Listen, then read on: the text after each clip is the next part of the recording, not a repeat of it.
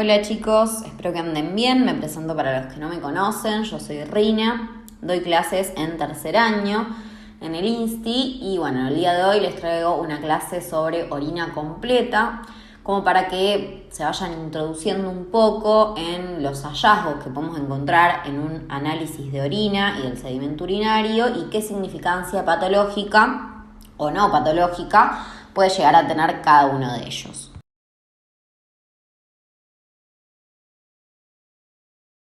Primero es importante que desde ya empiecen a conocer cómo es la técnica de recolección de una orina completa o de un urocultivo. Idealmente tiene que realizarse con la primera orina de la mañana y en caso de que esto no sea posible debemos asegurarnos por lo menos de que sea una orina de 3 horas de retención y debe realizarse en lo posible en un frasco estéril. Más que nada esto nos va a servir para lo que es el urocultivo y no tanto para lo que es la orina completa, pero bueno, si se puede hacer en un frasco estéril sería lo ideal. Porque, por ejemplo, como van a ver, en lo que es la parte del análisis del sedimento podemos encontrar gérmenes y si es un frasco estéril nos habla más de que eso es algo infeccioso que contaminante, ¿sí? La muestra de orina puede conservarse hasta 24 horas en la heladera antes de la remisión al laboratorio. Eso también es algo importante porque nosotros le podemos decir al paciente que guarde la orina que recolectó a la mañana y la puede llevar tranquilamente a la tarde si puede guardarla en la heladera. Hay 3 formas principales de recolección de la orina. La más frecuente es la de la toma al acecho, que es la forma habitual en la cual se toma una orina completa o un urocultivo, porque puede realizarse de forma ambulatoria. Siempre tiene que descartarse el primer chorro miccional que va a ir al inodoro, le tenemos que decir al paciente, y recoger el segundo, ¿sí? La mujer es importante que se higienice primero con jabón blanco los labios y la zona periuretral y si dentro de lo posible para evitar la contaminación con flujo vaginal está bueno que se coloque un tampón vaginal o al menos cubra la zona con una gasa, ¿sí? Y en el caso del hombre es más o menos lo mismo, tiene que higienizarse la zona retrayendo el prepucio y higienizando el glande, lo mismo con jabón blanco o con algún otro antiséptico. Luego tenemos la recolección por sonda, que debe realizarse siempre por punción de la sonda y no desde la bolsa recolectora. Lo que se suele hacer es clampear la sonda como para que se junte un poco de orina de forma retrógrada. Se limpia la zona donde vamos a punzar con iodopovidona y una gasa. Todo esto se toma con guantes estériles. Se pincha la sonda, se aspira, ¿sí? Y ahí tenemos nuestra muestra de orina. Cabe recalcar que esa sonda después no va a perder porque tiene un material que se restituye inmediatamente y que no va a perder orina el paciente por ese mínimo agujerito. Otra cosa a aclarar cuando tomamos una orina por sonda es que lo ideal es que sea una sonda que haya sido recientemente colocada o bien si es un paciente que ya viene sondado de forma crónica o hace varios días, cambiar la sonda antes de poder tomarla porque en general las sondas suelen luego colonizarse por distintos microorganismos, entonces nos daría un falso positivo en el caso del urocultivo. Y por último, otra forma de obtención de una muestra de orina es por punción suprapúbica, que es directamente punzar o pinchar a nivel de lo que es el abdomen o el hemiabdomen inferior, la parte hipogástrica, específicamente la región suprapúbica, ¿sí? Siempre vamos a ir pinchando, a medida que vamos entrando, vamos aspirando y una vez que viene el contenido de la orina, ahí dejamos de profundizar. Siempre lo vamos a hacer a nivel de la línea media a 1 o 2 centímetros por encima del pubis. Y nuevamente, como les decía, con técnica estéril, es decir, que nosotros tenemos que limpiar la región con iodopovidona o algún otro antiséptico y realizarlo siempre con material estéril y con guantes estériles. Todas estas aclaraciones acerca de la esterilidad, cabe aclarar que son más en relación a lo que es una orina para un urocultivo y no tanto para una orina completa. De todas formas, no vamos a sacar una muestra por punción suprapúbica para una orina completa porque es algo demasiado invasivo. Si vamos a hacer algo así es porque en realidad necesitamos un urocultivo y no hay otra forma de obtenerlo. En general por ahí se usa mucho para lo que son los pediátricos. Bien, ahora vamos a ir con lo que es el análisis de la orina propiamente dicho. Una de las cosas que se van a analizar es el color de la orina. El color normal de la orina es un color amarillo tenue, traslúcido, ¿sí? Limpio, que no aparenta turbio, ¿sí? Una orina más vale turbia u opaca nos habla de que ahí hay leucocitos probablemente y por ende sea una orina infecciosa o al menos una orina inflamatoria. Por ejemplo, si no es una infección urinaria, puede que sea, por ejemplo, por algún cálculo renal que está inflamando la región y por ende genere ese aumento de los leucocitos en el sedimento. También puede que la orina esté más transparente de lo habitual, en ese caso sería una orina diluida o que esté más anaranjada, es un tono de amarillo mayor y que se trate de una orina concentrada. Puede ser una orina roja, que en general vamos a pensar primero en que es una orina hematúrica, es decir, que es una hematuria macroscópica, pero pueden haber otras causas de una orina roja, como por ejemplo la mioglobulinuria, que es lo que ocurre cuando se rompen las células musculares y por ende al romperse las células musculares se libera la mioglobina hacia el plasma y esa mioglobina es filtrada a nivel renal y se elimina a través de la orina dando ese color. Alimentos también pueden teñir la orina, como por ejemplo la remolacha o algún colorante de torta, por ejemplo. Y también es bastante característico de los fármacos, fundamentalmente de la rifampicina, que es un antibiótico, la difenilidantoína, que es un antiepiléptico o anticonvulsivante, y metildopa, que es un antihipertensivo que se usa en general durante el embarazo. La orina también puede estar marrón oscura, como Coca-Cola, que es la típica coluria, que se produce por la eliminación a través de la orina de bilirrubina conjugada y es característica de los cuadros de colestasis. También la causa pueden llegar a ser medicamentos como el hierro, ¿sí? Que son los compuestos ferrosos, el metronidazol, que es un antiparasitario, o la nitrofurantoína, que es un antibiótico. Y también puede colorearse color azul o verde, en general por infección por pseudomonas, fármacos como el complejo B o la amitriptilina, que es un antidepresivo tricíclico, o el azul de metileno, que se utiliza en la intoxicación por nitritos como un antídoto. Otra característica a tener en cuenta es la densidad urinaria, que nos va a hablar de la capacidad de concentración de ese riñón, específicamente de la capacidad de concentración que tengan los túbulos renales que tienen precisamente esa función. El rango normal de densidad urinaria varía entre 1001 y 1035. Una densidad urinaria demasiado baja puede hablarnos de una potomanía, que es precisamente un aporte hídrico aumentado, es como una necesidad inminente de estar todo el tiempo tomando agua, o bien por una diabetes insípida, que sucede cuando existe deficiencia de vasopresina o también llamada hormona antidiurética, o hay una falta de la acción de la misma por algún problema a nivel de los receptores. Tengan en cuenta que la diabetes insípida nada tiene que ver con la glicemia, sino que precisamente nos habla de una falla de la función de la vasopresina o hormona antidiurética y por ende es un paciente que tiene una diuresis muy aumentada y esa orina que elimina tiene una densidad muy baja porque justamente no puede concentrar. Otra posibilidad es que tengamos una densidad urinaria persistentemente igual, alrededor de los 1010, que es semejante a la densidad plasmática, lo que se denomina isostenuria, y eso es típico de la insuficiencia renal crónica o aguda con requerimiento de diálisis.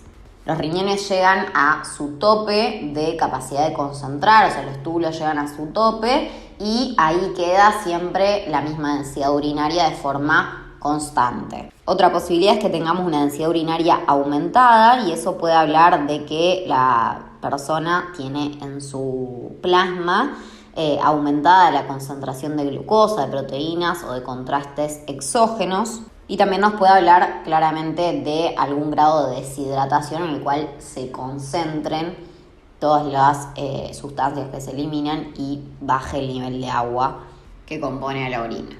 Otra cosa que vamos a ir a buscar es la presencia de proteínas en la orina. Esto en general se determina por medio de tiras reactivas que detectan proteinurias mayores a 300 miligramos día a expensas de albúmina, que recuerden que la proteinuria a expensas de albúmina es re característica de lo que es la diabetes, también en algunos casos de la hipertensión. Y en este caso, si se utilizan tiras reactivas, vamos a tener resultados semi-cuantitativos, es decir, que se va a informar en cruces, de 1 cruz a 4 cruces. Otras formas de averiguar si hay proteínas en la orina o no es mediante métodos enzimáticos o inmunológicos, en los cuales sí podemos tener un recuento cuantitativo de la cantidad de proteínas que se eliminan y se puede utilizar en orinas aisladas y después eso hacer la relación proteína-creatinina o bien hacerlo en orinas de 24 horas, dando lugar a lo que se denomina la proteinuria de 24 horas. Recuerden que la proteinuria fisiológica siempre es menor a 300 miligramos día y se tratan de proteínas tubulares como la proteína de Tamm-Horsfall, es decir, proteínas que están en la pared de los túbulos renales. Después tenemos la albuminuria, que es un tipo de proteinuria selectiva y, como les decía, es característica de la nefropatía diabética, hipertensión arterial y otras formas de lesión glomerular. Y sobre lo que es la albuminuria tenemos que clasificar a la microalbuminuria de la macroalbuminuria. La microalbuminuria hay una eliminación de 30 a 300 miligramos día de albúmina y en la macroalbuminuria se eliminan más de 300. Mayor es el grado de proteinuria, mayor es el grado de daño renal, ¿sí? Es un marcador muy importante en la hipertensión y en la diabetes. Y luego tenemos lo que es la proteinuria no selectiva, que nos habla de mayor lesión glomerular, eliminándose otras proteínas además de la albúmina, como proteínas de mayor peso molecular, como lo que son las inmunoglobulinas, que es algo característico del síndrome nefrótico. Recuerden que la cantidad de proteínas que se tienen que perder para que consideremos que es una proteinuria de rango nefrótico es más de 1 gramo de proteínas en el día.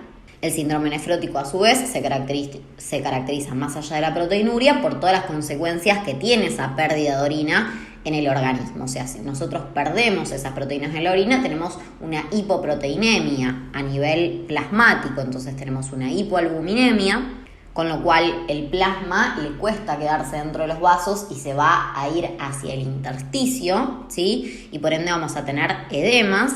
También puede haber una afectación de la inmunidad por la pérdida de inmunoglobulinas y a su vez, como se pierden tantas proteínas, se activa a nivel hepático la síntesis de otras proteínas, pero las proteínas que se empiezan a sintetizar son las lipoproteínas y por ende vamos a tener una hiperlipidemia a nivel plasmático y una lipiduria, es decir, que se van a eliminar lípidos a través de la orina. Eso sería lo que es un síndrome nefrótico.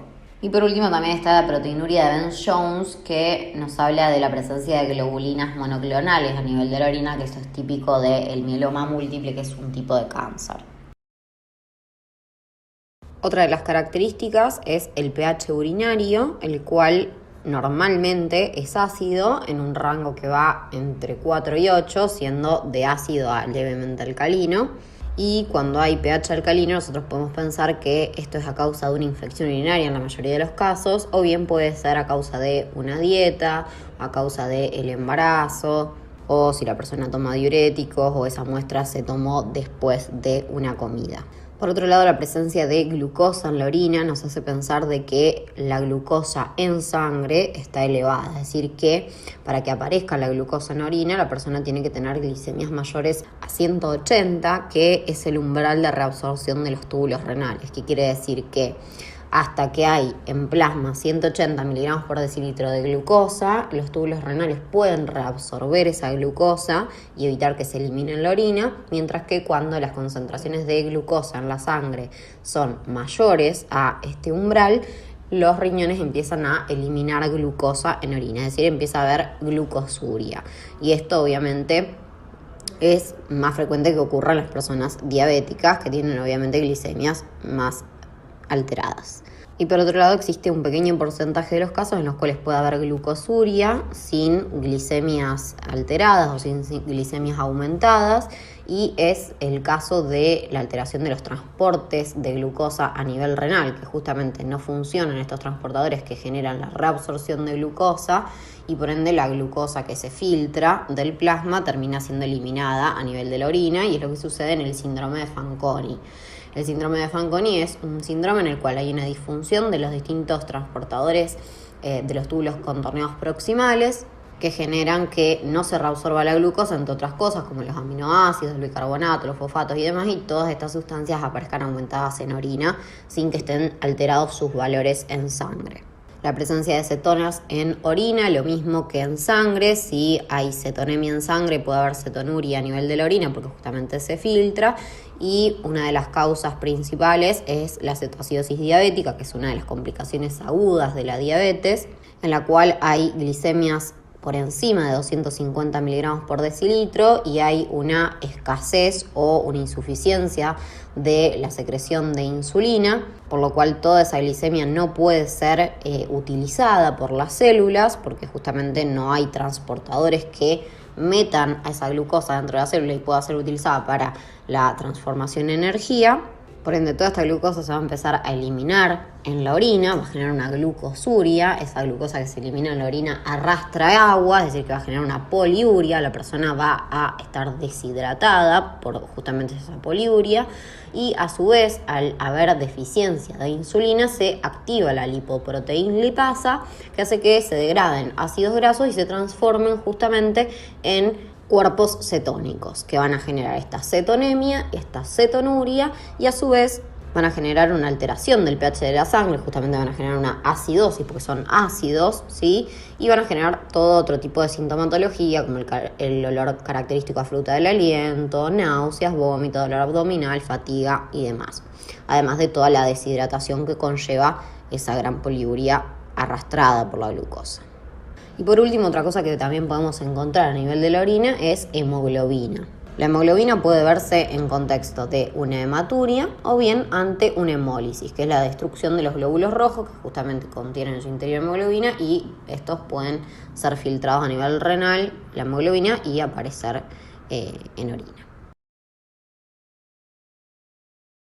Y luego tenemos lo que es el análisis del sedimento urinario, es decir, que a esa muestra de orina se la centrifuga y decantan distintos tipos de células, también gérmenes y distintos cristales.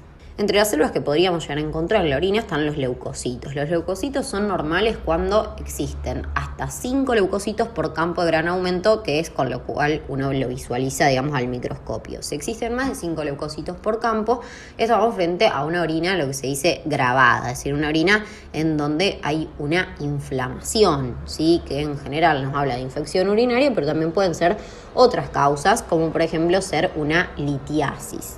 Por otro lado, vamos a tener la presencia de hematíes, que va a ser normal hasta 3 hematíes por campo de gran aumento. Ya si hay más, se considera que es una hematuria, la cual puede ser microscópica, que habla de una cantidad de hematíes mayor a 3 por campo de gran aumento en la orina, pero que es algo que no llega a visualizarse a la macroscopía, o bien una hematuria macroscópica, que es la que nosotros vemos a la orina roja directamente. La primera causa, de nuevo, de hematuria es la infección urinaria. Otra causa puede ser la litiasis renal, otra causa pueden ser distintos tipos de tumores o incluso también puede ser algo traumático. Algo importante a destacar de la hematuria es que existe una hematuria que es de tipo glomerular y una hematuria que es de tipo no glomerular. En la hematuria que es de origen glomerular, es decir, a nivel de los glomérulos renales, los hematíes en general van a ser dismórficos, es decir, que van a estar deformados por el paso a través de los glomérulos. No va a haber coágulos, lo que sí puede haber es cilindros hemáticos, justamente porque esa sangre pasa a nivel de los túbulos renales y se pueden generar estos cilindros. Y en general, si se trata de una hematuria que es macroscópica, el color es más rojo amarronado. Por otro lado, tenemos a la de origen no glomerular o extraglomerular, en la cual el color es rojo más brillante, los eritrocitos están íntegros, o sea, no son deformados. No hay cilindros hemáticos y en general puede llegar a haber alguna sintomatología acompañante, como ser el ardor al orinar, que nos orientaría bien hacia una infección urinaria, o un dolor lumbar tipo cólico, que nos orientaría a la presencia de una litiasis renal. Otra cosa para agregar es que cuando es de origen glomerular, en general puede llegar a haber alguna otra alteración, como es la proteinuria, ¿sí? Y si estamos en contexto de un síndrome nefrítico, además de hematuria y proteinuria, también va a estar alterada lo que es la función renal. ¿Qué otra cosa podemos encontrar en el sedimento urinario? Son células epiteliales que pueden aparecer sin tener un significado patológico, porque pueden ser precisamente células que revisten el urotelio. Y si están en gran cantidad nos pueden hablar de contaminación más que nada en la vagina, porque en la mujer, porque pueden proceder precisamente de la vagina. También podemos encontrar cristales y podemos encontrar gérmenes, obviamente en el contexto de una infección o en el contexto de una contaminación. En ese caso, ya para poder determinarlo, tendríamos que ver el cultivo, a ver si crece un germen en particular y en qué cantidades, ¿sí? O si crecen distintos tipos de gérmenes que en general nos orientan hacia una contaminación de la muestra. Otra cosa que podemos encontrar en la orina son cilindros. Estos cilindros se forman por la condensación de distintas sustancias a nivel de los túbulos renales. Justamente por eso tienen esta forma. Los cilindros hialinos, por ejemplo, no tienen significado patológico, ya que están constituidos de proteína de Tamm-Horsfall, que es una proteína propia de la pared tubular. Entonces no nos habla de nada patológico. Pero por otro lado tenemos, por ejemplo, lo que son los cilindros leucocitarios, que nos hablan de infecciones altas o de alguna glomerulopatía. En general nos habla de una pielonefritis. Cilindros hemáticos, que nos hablan de una hematuria glomerular, como decíamos antes. Los cilindros granulosos, que nos hablan de algún tipo de enfermedad renal, porque justamente están formados por células tubulares muertas, células con necrosis. Podemos encontrar también cilindros de hemoglobina, que también nos hablan de una hematuria. Cilindros grasos, en el caso del síndrome nefrótico, porque justamente hay lipiduria, como yo les decía, hay una mayor síntesis de lipoproteínas y estas se eliminan en la orina y generan esta lipiduria y generan también estos cilindros grasos. Y también cilindros epiteliales, que pueden hablar de necrosis de los túbulos renales en una necrosis tubular aguda, o también en el caso de insuficiencia renal, nefritis intersticial aguda y demás. Después también están los eritrofagocitos, que son células tubulares que fagocitaron eritrocitos y son otro signo de que la hematuria es de origen glomerular. Y los cuerpos ovables grasos, que son células tubulares que incorporaron grasa y son propias del síndrome nefrótico. Otro signo, digamos, que nos avala pensar en un síndrome nefrótico. Y por último les dejo esta diapo en la cual hablo de lo que es una orina grabada. ¿Qué pasa con el término grabada? Es un término que no van a encontrar en ningún libro, que no van a encontrar ni siquiera en internet, pero es un término que se usa muchísimo en la jerga o en el ámbito médico, ¿sí? Una orina grabada en general es una orina de infección urinaria o con algún otro problema. Es una orina patológica, una orina que tiene una cantidad de leucocitos aumentada, una cantidad de eritrocitos aumentada, que tiene gérmenes, que tiene estereasa leucocitaria positiva, que tiene un pH alcalino, que tiene un color turbio, ¿sí? Que no es una orina clara, que tiene presencia de cilindros. O sea, una orina grabada es eso, una orina que tiene alguna de estas cosas o todo o algo patológico que nos avala a pedir otro estudio, como por ejemplo un urocultivo, ¿sí? Porque en general una orina grabada la hablamos en contexto de una infección urinaria. Y siempre es importante que lo correlacionemos, obviamente, con la clínica. Bueno, chicos, eso es todo. Espero que les haya quedado más o menos claro y que les sirva para rendir ahora y para la vida en general. Y cualquier duda que tengan me pueden mandar, si tienen mi número, si tienen mi Facebook, si tienen mi mail. Pueden preguntarme lo que les parezca o lo que quieran aclarar o lo que quieran aprender un poquito más. Yo estoy siempre disponible. Les mando un beso.